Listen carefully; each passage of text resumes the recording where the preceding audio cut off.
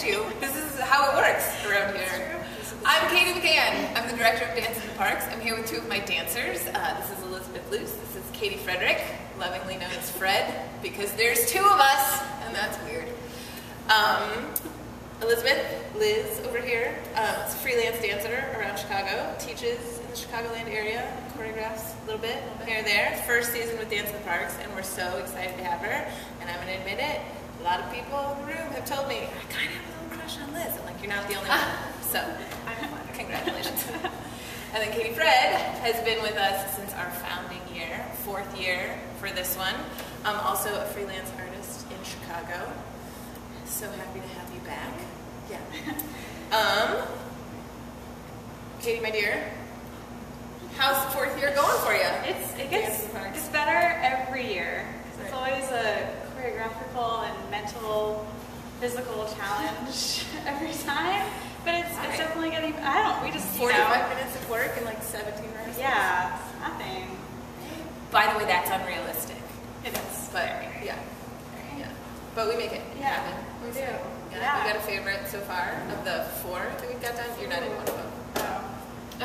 Of the 4 that we've done, there's only one that you're not in. I'm loving Robert Kay's piece. Yeah. It's a good one. Yeah, it's fun to do. Excellent. All right. Do you have a hardest Dance in the Parks year? Oh, year. Year number 2 for me was really, a mental challenge, very like intricate work. What did we do? Oh. The tutu. The tutu. The tutu. Piece was a lot. It was very intricate. And Jessica Deer's piece was a challenge as well. Yeah. Just making that transition into like a contemporary modern dancer. Just and really complicated. Yeah.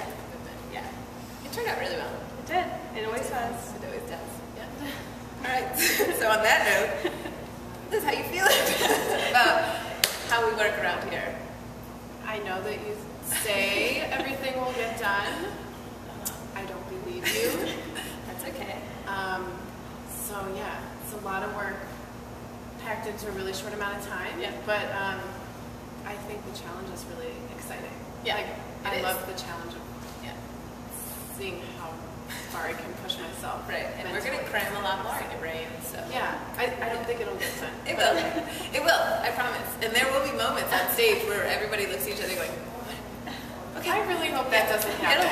It'll happen. It'll be fine though. It will be fine. It will be great. Do you have a favorite right now of stuff that we've done? I'm loving Peter Carpenter. I mean, I think he's great. Kind of obvious. Yeah. It's just he's a gem.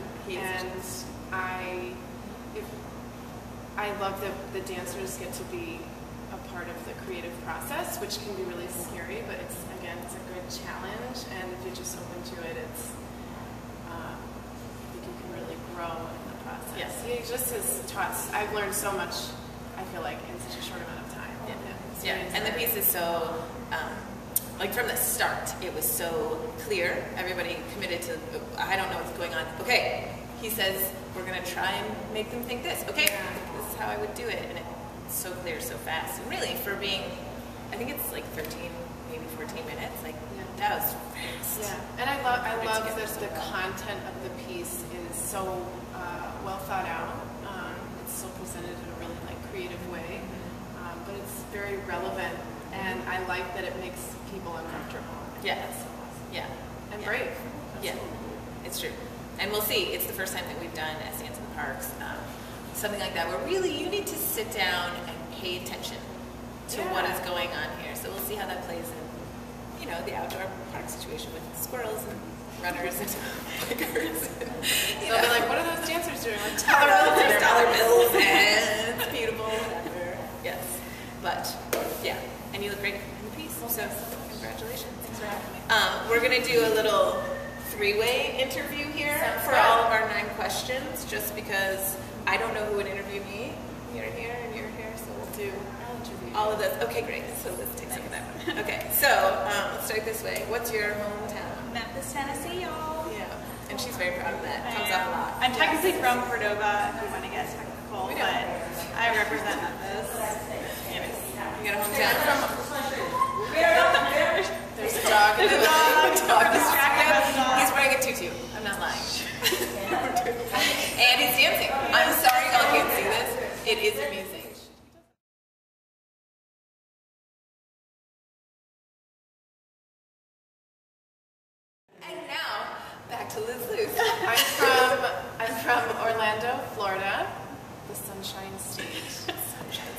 where we keep the sunshine. Yeah. Delightful. All right. Yes.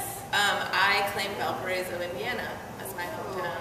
Yeah, nice. I was born in Illinois and lived places for a second, but most of my formative years, Valpo. And then, elsewhere from that. But what neighborhood do you currently live in? Lincoln Park. All right. Andersonville. And just next door almost, I live in Rogers Park. Nice. As we discussed Good. in Peter Carpenter's interview. Go watch it, it's delightful. Favorite guilty pleasure song? I am like ashamed of my entire iPod. I mean, I have my musical theater, my like really terrible pop music. I've been listening to Call Me Maybe, which everyone knows. Oh, delightful. At least 5 times a day. But my go-to song is Total Eclipse of the Heart. Road trip, you're having a bad day, you're just walking home, you just need to cry. Oh, I have a video to show you Dove of one? Julie Ballard. Mine. Oh, yes, Julie Ballard, lighting designer, dance center of Columbia, very talented. It's a gift. Okay, I'll send it to you. thank you. Forward to it. So, guilty pleasure So song? mine is going to be, I was going to say Lil Wayne, The Block is Hot. But it's just a good song. But I just feel like that's a good song. So instead I'll just say Phil Collins, Both Sides of the Story. It's from his greatest hit CD. I had it stolen out of my car when they stole my CD player. That was the CD that was in there. I don't care about the CD And player. I'm sure they just chucked it. Yeah.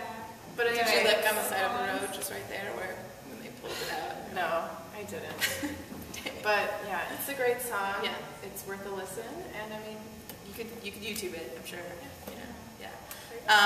Yeah, I have the same feeling of you. It's like, no, but all the music I like is great. but it's But it's awesome.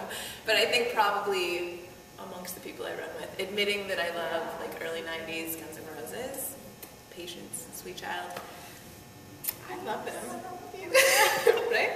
One of my best friends, her husband, sang that to their first child as a lullaby.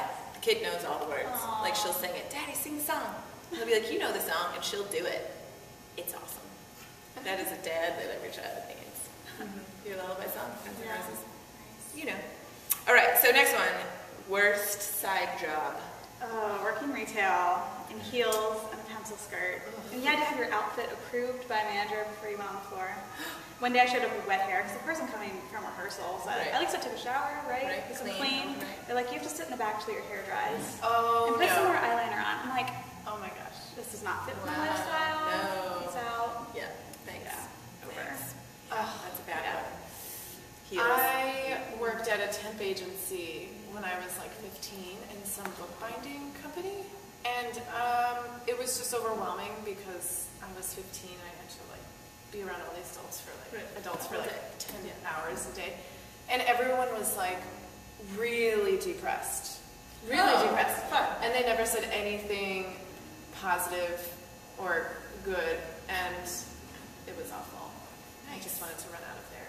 Excellent. Yeah. I worked in an insurance funding company for a summer in college, and I learned one woman's job the week before she went on vacation, and then I did her job while I was learning the next vacation person's job. And I literally, like a little gray cubicle, and spreadsheets and like keep your head down and shut up. And that I just find that very hard. Like I am not wired for sitting down in a little square space all day. And I mean, I could do it. It's fine, but like it's not very stimulating. It was a bad summer, but you gotta make your money. Yeah. Katy Fred, I think I know the answer to this one. What's your favorite non-dance activity? I like to bake a lot. She makes excellent cupcakes. I do. Nice. Good pride in that. Yeah, And excellent. knitting. I'm like an old lady. You are an old lady. Okay. You're a Embrace hipster. it. It's different. Oh, no. Whatever. Propster. What? Favorite non-dance activity? I really like to play tennis. Really? Yeah. I didn't know. Amazing.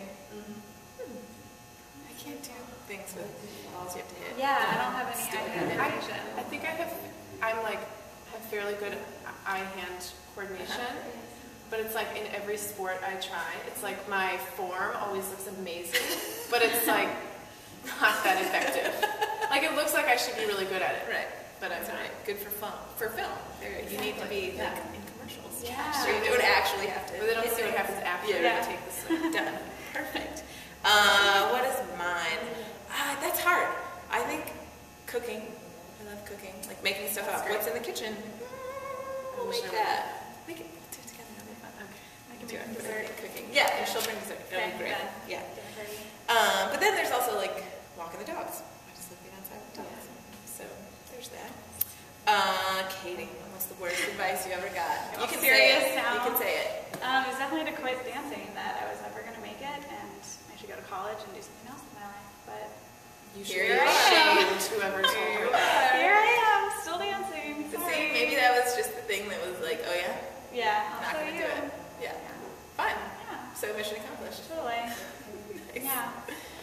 Worst advice? When I was in college, my first year, I wanted a teacher who I really respected to write me a recommendation for this. You had to have a recommendation for the summer program to audition. And I remember her pulling me aside and being like, you know, there was another student that she wanted to like write a better recommendation for. And so she was basically telling me, you know, you should really think about whether this is something you want to do, because I don't think that I can write the same recommendation for you as for someone else. And which is what I hadn't even really asked her to do, but I was just so surprised that someone was actually telling me. It was the first time someone told me not to just go for something. Right. And I was heartbroken, Sure. and it was someone I respected. Right. And I just was like, that is not good advice. Yeah. And I was